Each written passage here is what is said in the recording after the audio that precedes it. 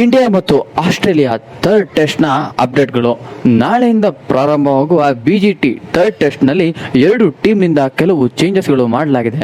First report ಏನಂತ ಹೇಳಿದ್ರೆ, Rohit Sharma opening ಮಾಡ್ತಾರಂತೆ. ಗಾಬಾದಲ್ಲಿ ನಡೆಯುವ 3ನೇ ಟೆಸ್ಟ್ನಲ್ಲಿ ನಮ್ಮ ಕ್ಯಾಪ್ಟನ್ ರೋಹಿತ್ ಶರ್ಮಾ ಮರಳಿ ಓಪನಿಂಗ್ ಮಾಡಲಿದ್ದಾರೆ.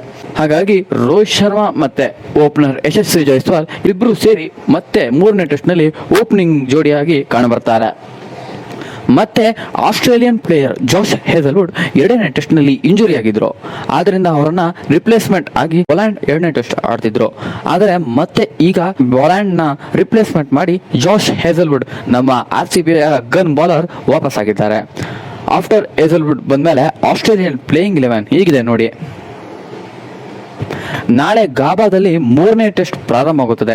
ಅದರ ಪಿಚ್ ನೋಡಿದ್ರೆ ಎಷ್ಟು ಗ್ರೀನ್ ಇದೆ. ಬೌಲರ್ಸ್ಗಳಿಗಂತೂ ಹಬ್ಬನೇ ಆಗಿರುತ್ತೆ. ತುಂಬಾ ಬೌನ್ಸ್ ಮತ್ತು ಪೇಸ್ ಅನ್ನು ಹೊಂದಿರುವಂತಹ ಪಿಚ್ ಆಗಿದೆ. ಇನ್ನೂ ಹೆಚ್ಚಿನ ಸುದ್ದಿಗಾಗಿ ಚಾನಲ್ ಅನ್ನು ಸಬ್ಸ್ಕ್ರೈಬ್ ಮಾಡಿಕೊಳ್ಳಿ. ಧನ್ಯವಾದಗಳು.